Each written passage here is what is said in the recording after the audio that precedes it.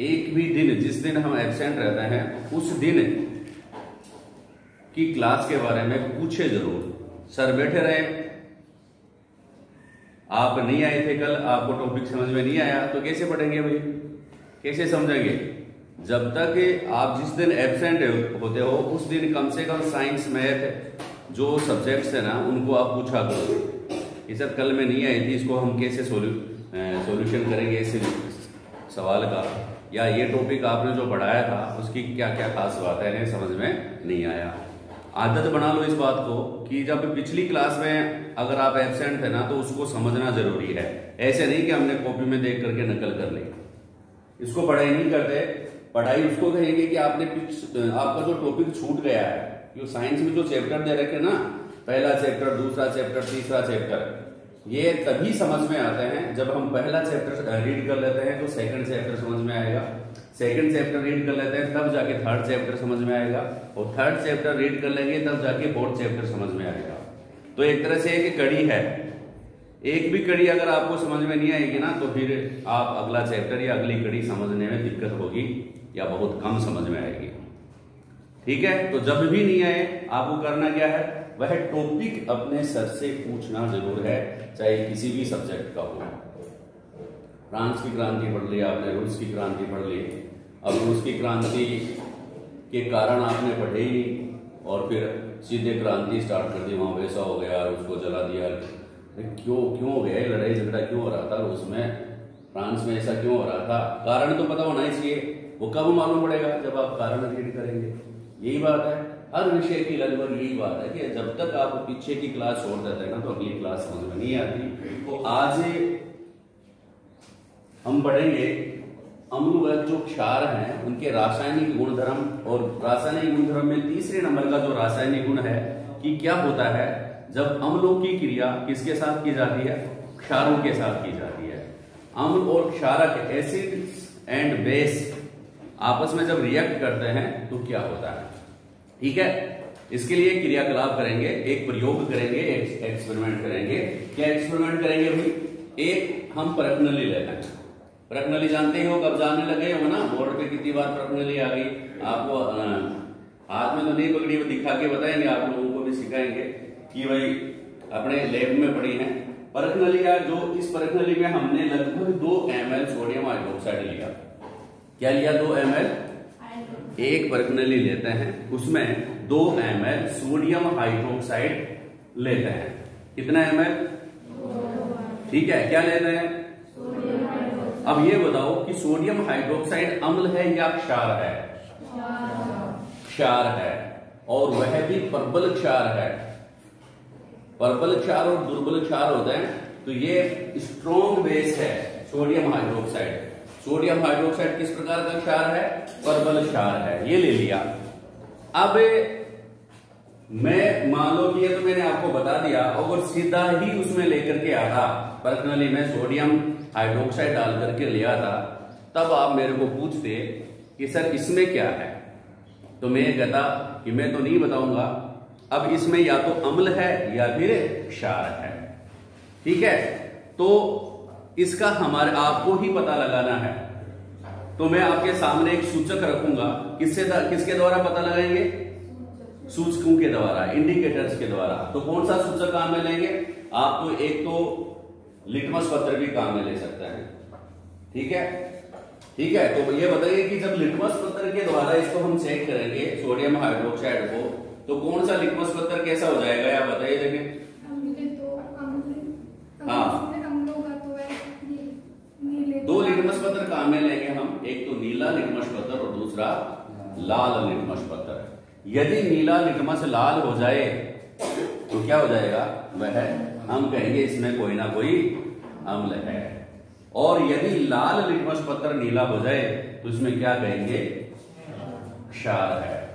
ठीक है, अब हमारे को सीखना क्या है कि क्या होता है जब अम्ल व क्षार आपस में क्रिया करते हैं। रोशन, ध्यान से सुन लेना भी। अब इसमें एक और सूचक मैंने बताया था, रासायनिक सूचक, उसमें एक तो था फिनोल पथेलिन और दूसरा मेथिल ऑरेंज। एक फिनोल पथेलिन और मेथिल ऑरेंज। तो फिनोल पथेलिन की को भर के ले आए हम ड्रॉपर की सहायता से। ड्रॉपर आता है ना, ड्रॉपर, इसमें पानी उसको दबा करके पानी या कोई भी पदार्थ हम भर लेते हैं, उसमें आता है ना। फिर जब तक उसको नहीं दबाए तब तक उसमें से पानी नहीं निकलता, उसको क्या कहते हैं आप? ड्रॉपर कहते हैं। तो इस प्रणाली में सोडियम हाइड्रोक्साइड लिया है और इसमें धीरे धीरे ड्रॉपर की सहायता से हम क्या डालते हैं? फिनोल्फथेलिन सूचक डालते हैं। 2-3 बूंद जैसे ही फिनोल्फथेलिन की इसमें गिरेंगी तो इस विलयन का रंग, सोडियम हाइड्रोक्साइड के विलयन का रंग कैसा हो जाएगा? कैसा हो जाता है? गुलाबी हो जाता है, क्योंकि क्षारीय विलयन में फिनोल्फथेलिन का रंग कैसा हो गया? गुलाबी हो गया। कैसा हो गया? विलयन का रंग कैसा हो गया? गुलाबी। जैसे ही इस सूचक को डालेंगे ना तो ये पिंक कलर का हो जाएगा। ये सॉल्यूशन किस कलर का हो जाएगा? पिंक कलर का हो जाएगा। आगे बात समझ में? किस कलर का हो जाएगा? जैसे ही पिंक कलर प्रकट हुआ आप समझ गए कि इसमें कोई ना कोई क्षार है, इसमें कोई ना कोई क्षार है। चलो भाई, गुलाबी रंग आ गया, हमने इसको हटा दिया, चलो गुलाबी रंग हो गया। आपको दिखा रहे हैं इसमें पिंक कलर आ रहा है। कैसा कलर आ रहा है? पिंक कलर आ रहा है।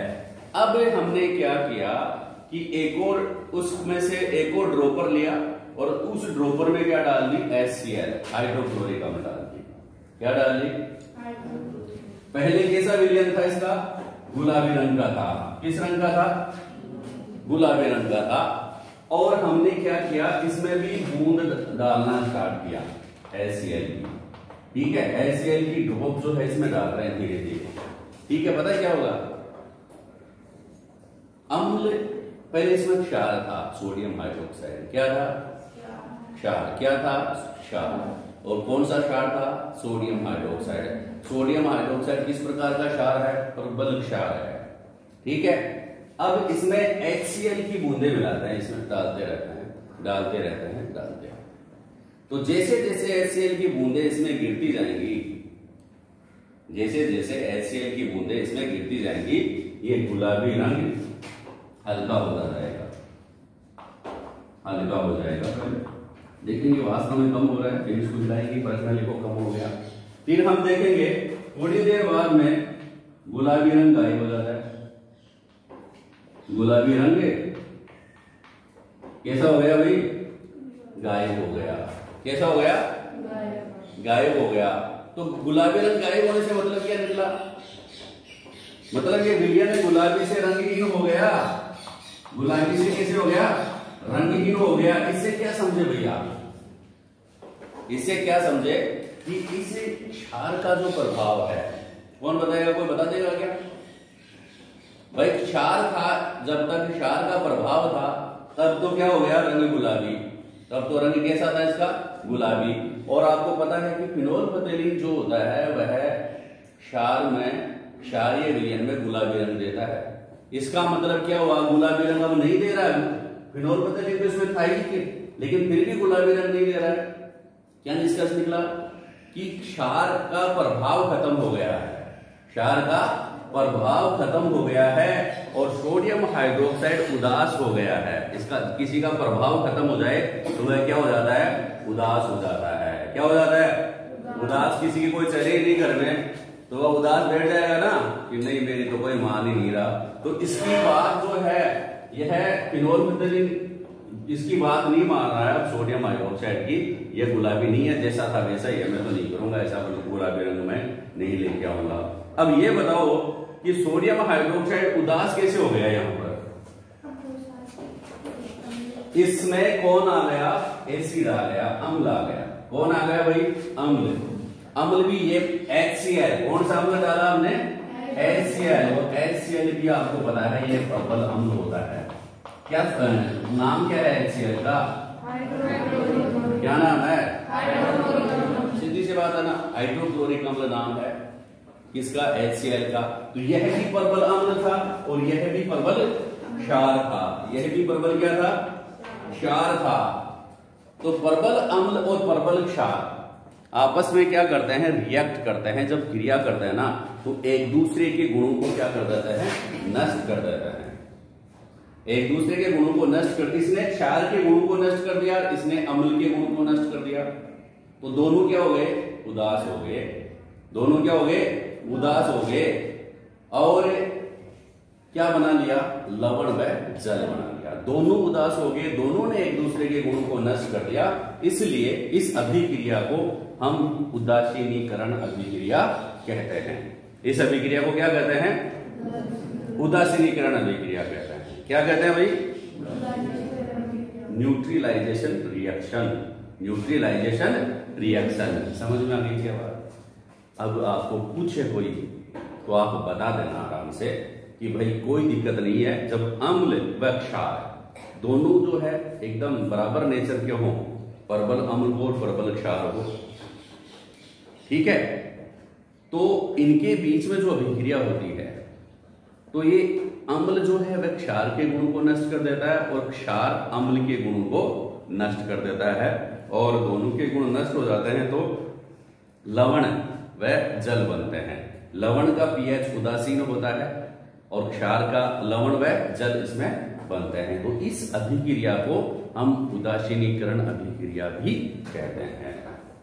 ठीक है, यानी कि जब अम्ल व क्षार, दोबारा बताएं, जब अम्ल व क्षार आपस में क्रिया करते हैं तो वे एक दूसरे के गुणों को नष्ट कर देते हैं तथा लवण व जल बनाते हैं, और इनका जो लवण बनता है उसका पीएच उदासीन पीएच होता है। आपको पता है उदासीन पीएच जो होता है उसकी वैल्यू होती है 7। अगर किसी विलयन का पीएच विलयन 7 हो तो वह विलयन क्या कहलाता है, उदासीन पीएच कहलाता है। ठीक है, तो इसलिए इस अभिक्रिया को हम क्या कहते हैं, उदासीनीकरण अभिक्रिया भी कहते हैं। दो ही बातें समझ में आई, अम्ल व क्षार आपस में क्रिया की, क्रिया करे तो लवण व जल बने, इस अभिक्रिया को क्या कहते हैं, उदासीनीकरण अभिक्रिया कहते हैं। आगे बात समझ में, लिख देंगे इस अभिक्रिया को, तो क्या होगा इसमें, यह अभिक्रिया कौन सी कहलाएगी, उदासीनीकरण अभिक्रिया। कौन सी, उदासीनीकरण अभिक्रिया। उदासीनीकरण अभिक्रिया ये कहलाएगी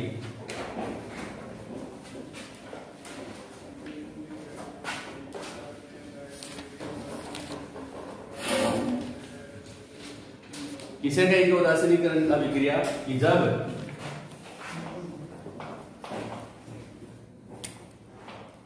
अम्ल व क्षार, अम्ल व क्षार परस्पर क्रिया करता है, जब अम्ल व क्षार परस्पर क्रिया करते हैं तो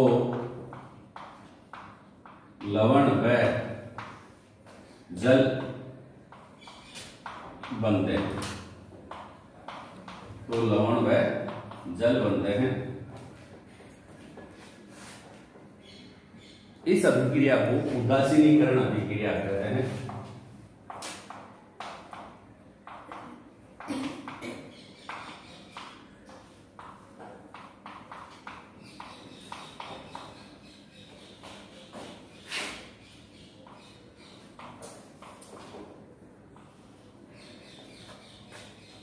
अभिक्रिया कहते हैं।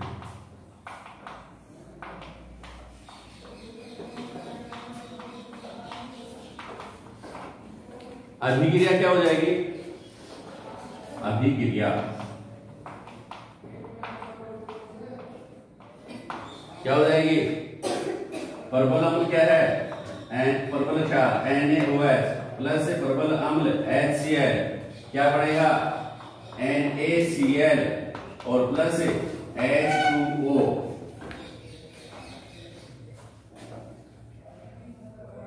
यह उदासीनीकरण अभिक्रिया का उदाहरण है, ध्यान से देख लेना। उदासीनीकरण अभिक्रिया लिखिए तो यह अभिक्रिया आपको लिखनी है NaCl plus HCl, NaOH plus HCl is equal to NaCl plus H2O। ठीक है, इस अभिक्रिया को क्या कहेंगे, उदासीनीकरण अभिक्रिया कहते हैं। दो तीन बातें, दो तीन प्रश्न जो हैं आप लोग इसमें ध्यान में रखें कि क्या होता है जब ये सोडियम हाइड्रोक्साइड के विलयन में क्या डालते हैं, फिनोल फुटेलिन की कुछ बूंदे डालते हैं, तो आप क्या बताएंगे कि सोडियम हाइड्रोक्साइड का विलयन जो होता है गुलाबी रंग का हो जाता है। आगे बात समझ में, समझ रहे हो ना बात को। और अम्लीय माध्यम में कैसा हो जाएगा वह है, अम्लीय माध्यम में मतलब अगर इसकी जगह अम्ल होता और फिनोल्फथेलिन डालते तो किस रंग का होता विलियन, रंग किस रंग का होता। अरे एसिडिक सॉल्यूशन में फिनोल्फथेलिन किस रंग का हो जाता है बता। अरे अम्लीय माध्यम में फिनोल्फथेलिन का रंग किस प्रकार का हो जाएगा, रंगहीन, कोई रंग नहीं होता उसका, ठीक है। जैसे अम्लीय माध्यम डाला वह कैसा हो गया, रंगहीन हो गया, ठीक है, ठीक है ना। तो अम्लीय माध्यम में रंगहीन हो जाते हैं, ध्यान में रखना आप लोग। ये फिर आप लोगों से दूसरे प्रकार का भी प्रश्न पूछ सकते हैं, वह क्या, वह यह पूछा जा सकता है कि सोडियम हाइड्रोक्साइड के विलयन में किसी पदार्थ X की कुछ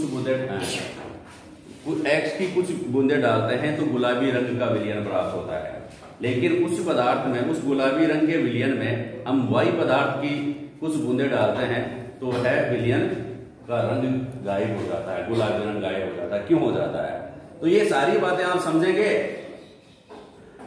घर पे कोई कहानी बताते हैं और कहानी बताने के बाद आपसे पूछते हैं कि भाई रावण कौन था, राम कौन था, लक्ष्मण कौन था, तो आप बता देते हैं ना। उसी प्रकार कोई भी टॉपिक अगर हम पढ़ाएं तो उसके बाद आप लोगों से कोई भी प्रश्न पूछे तो आप लोगों की ये होनी चाहिए कि हम कोई भी प्रश्न बता सकें। इसके लिए क्या करना है, सिर्फ और सिर्फ, ज्यादा कोई मेहनत का काम नहीं है, सिर्फ और सिर्फ आपको यहाँ ध्यान लगाना है, ध्यान से देखना है, जहां पर भी समझ में नहीं आए वो सर से पूछ लेना है, ठीक है। तो ये गुण था किसका, अम्ल एवं क्षारक जब परस्पर क्रिया करते हैं तो क्या होता है, ठीक है। नेक्स्ट दूसरा क्रियाकलाप करते हैं कि क्या होगा जब अम्लों की क्रिया किसके साथ हो, धात्विक ऑक्साइडों के साथ हो। अम्लों की क्रिया किसके साथ हो भाई, धात्विक ऑक्साइडों के साथ हो तो क्या होगा, ठीक है। अम्ल किसके साथ क्रिया कर रहे हैं, धात्विक ऑक्साइडों के साथ क्रिया कर रहे हैं, तो आपको यह पता होना चाहिए कि अम्ल क्रिया कर रहे हैं किसके साथ, धात्विक ऑक्साइडों के साथ। तो होता क्या है, इसके लिए एक एक्सपेरिमेंट करेंगे। देखिए एक बीकर लेते हैं और बीकर में कॉपर ऑक्साइड ले लेते हैं।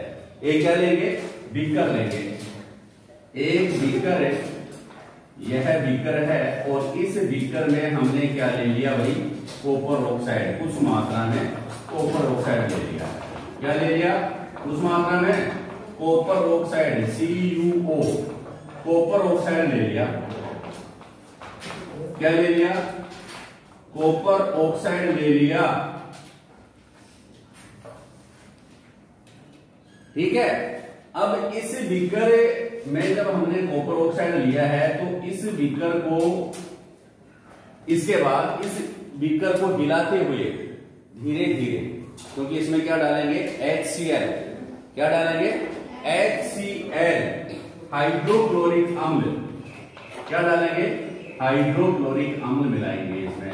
क्या मिलाएंगे भाई, हाइड्रोक्लोरिक अम्ल मिलाते हैं, क्योंकि धात्विक ऑक्साइड क्या है, कॉपर क्या है भाई, कॉपर क्या है, धातु है या धातु है, बोलिए, कॉपर धातु है और ऑक्सीजन इसके साथ जुड़ा हुआ है, इसका मतलब क्या है, ये कॉपर ऑक्साइड है।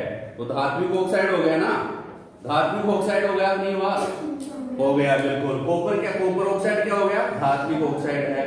फेरस ऑक्साइड धात्विक ऑक्साइड है, ठीक है। सोडियम जो है, सोडियम हाइड्रोक्साइड क्षार है, लेकिन ये क्या है, कॉपर ऑक्साइड क्या है, धात्विक ऑक्साइड है। आगे बात समझ में, इसमें क्या मिला रहे हैं, HCl, यानी कि हम देखेंगे कि इस HCl मिलाने से इनके बीच में क्या अभिक्रिया होती है, क्या होती है, क्या अभिक्रिया होती है। तो देखिए हम क्या देख रहे हैं इसमें कि इस विलयन का रंग जो है वो बदल जाता है। पहले हमने क्या लिया था, कॉपर ऑक्साइड लिया, ठीक है, क्या लिया था, कॉपर ऑक्साइड का विलयन लिया था। और कॉपर ऑक्साइड जो होता है, जैसे आपने उसमें देखा था ना कि एक चाइना डिश में कॉपर का चूर्ण ले लिया, उसको गर्म किया तो कॉपर पर काले रंग की परत चढ़ गई और क्या बन गया था, कॉपर ऑक्साइड बन गया था। इसके ऊपर हमने हाइड्रोजन गैस प्रवाहित की तो यह काली परत गायब हो गई थी। बड़ा था नहीं बड़ा, पढ़ा था ना, CuO प्लस H2 क्या हो गया था, Cu प्लस H2O। ये है तो किस कॉपर ऑक्साइड की बात कर रहे हैं, इसमें कॉपर ऑक्साइड की कुछ मात्रा ले ली, और कॉपर ऑक्साइड जो है, आपको बता दूं कॉपर ऑक्साइड जो है उसमें क्या मिला देते हैं, कॉपर ऑक्साइड भी था, कॉपर ऑक्साइड, और इसमें क्या मिलाया है, HCl मिलाया है। क्या मिलाया है, HCl की मात्रा इसमें धीरे धीरे डालते हैं तो इस विलयन का रंग जो है ना वह है अलग कलर का। HCl तो अलग कलर का था, लेकिन अलग रंग आ जाता है, किस रंग का, नीला हरा। किस प्रकार का विलयन बन जाता है, नीला हरा, नील हरित विलयन बन जाता है। अरे कॉपर के क्रिस्टल ले लिए, क्रिस्टल क्या चूर्ण, कॉपर ऑक्साइड के चूर्ण ले लिया ना। अब उस कॉपर ऑक्साइड के कुछ मात्रा लेकर के इसमें क्या डाल रहे हैं अपन, HCl डाल रहे हैं, थोड़ा ठोस फॉर्म में है, ठीक है ना। उसमें HCl डालेंगे, दोनों के बीच क्रिया होगी तो विलयन का रंग कैसा हो गया भाई, कैसा हो गया, नीला हरा, ब्लू ग्रीन, क्या हो गया, नीला हरा हो जाता है।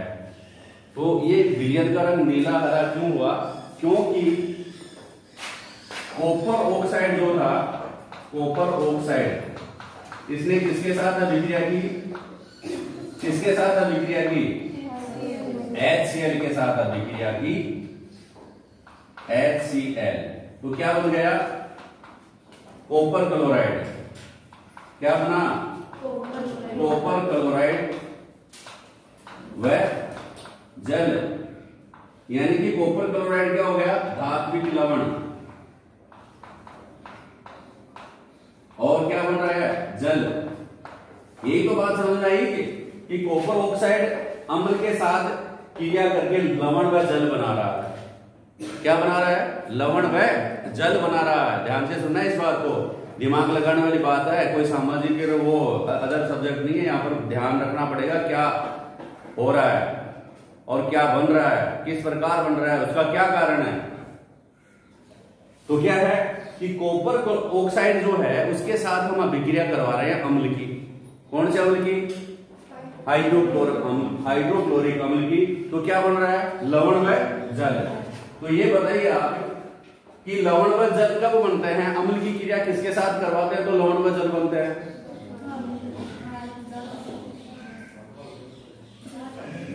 लवण व जल बनते हैं धातु के साथ करवाएं तो। क्षार के साथ, शाबाश, किसके साथ, जब जस्ट पहले ही बताया मैंने, कहा था ना प्रत्येक टॉपिक पिछली टॉपिक से जुड़ा हुआ है। उदासीनीकरण अभिक्रिया बताइए कि जब अम्ल व क्षार आपस में क्रिया करते हैं तो लवण व जल बनते हैं। सिंपल सी बात है, लेकिन दिमाग लगाएंगे तब समझ में आएगा, ध्यान से सुनेंगे तब समझ में आएगा। तो इसका मतलब क्या है, कॉपर ऑक्साइड क्या है, अम्ल है या क्षार है, क्षार है, क्योंकि अम्ल की क्रिया हो रही है और लवण व जल बन रहा है। तो ये क्या हो गया, क्षार। क्षार हो गया, नहीं हुआ, अर्धवाहक नहीं। कॉपर ऑक्साइड किस प्रकार का हुआ, इसका मतलब आप लोगों से पूछा जाए कि धात्विक ऑक्साइड किस प्रकृति के होते हैं, क्षारीय प्रकृति के होते हैं। किस प्रकृति के होते हैं, क्षारीय प्रकृति के होते हैं। ये ध्यान से देख लेना, आप समझ में आ गई बात। आप लोगों से पूछ ले कि सिद्ध कीजिए या समझाइए, प्रयोग द्वारा समझाइए कि धात्विक ऑक्साइड किस प्रकृति के होते हैं, क्षारीय प्रकृति के होते हैं। तो यह आपको एक प्रयोग करना पड़ेगा। अब आप लोगों को समझ में आ गया होगा कि नीला हरा रंग क्यों बनता है। नीला हरा रंग इस धात्विक लवण बनने के कारण बनता है। कौन सा धात्विक लवण बना, कॉपर क्लोराइड बनने के कारण। क्या बनने के कारण, क्या बनने के कारण, क्या बनने के कारण, आगे बात समझ में। इस प्रकार जब धातु में किसी जब अम्ल किसी धात्विक ऑक्साइड के साथ अभिक्रिया करता है तो संबंधित धातु लवण व जल बनते हैं। और इसमें दो बात समझ में आई, एक तो अम्ल जब धात्विक ऑक्साइड के साथ क्रिया करेंगे तो संबंधित धात्विक लवण बढ़ेंगे। कॉपर ऑक्साइड के साथ क्रिया तो कॉपर क्लोराइड बन गया, और किसी धातु के साथ क्रिया करेंगे तो कुछ धातु का लवण बन जाएगा। आगे बात समझ में। और दूसरी बात यह समझ में आई कि धात्विक ऑक्साइड जो होते हैं वो क्षारीय प्रकृति के होते हैं। वो किस प्रकृति के होते हैं, क्षारीय प्रकृति के होते हैं। आगे बात समझ में। तो ये थे धातुओं के कुछ रासायनिक गुणधर्म। इनको आप ध्यान से पढ़ें। मैं पूरे गुणधर्म और उससे संबंधित प्रश्न आप लोगों का टेस्ट लूंगा उन सब का, और उसमें से मैं जितने प्रश्न हो सके उतने बनाऊंगा और आप लोगों से पूछूंगा, आपको उनके आंसर लिखने पड़ेंगे। इसलिए बार बार इस क्लास को देख लें, बार बार पढ़ लें, घर जाके रिविजन कर लें और समझ लें। याद करने वाले सूत्र याद कर लें और समझने वाली बातें समझ लें। दोनों बात साथ होंगी ना, जब याद भी रखेंगे और जब समझेंगे तब जाके साइंस के कंसेप्ट क्लियर होंगे, वरना नहीं होंगे। ठीक है, ठीक है ना। तो बढ़ते रहे, आगे बढ़ते रहे।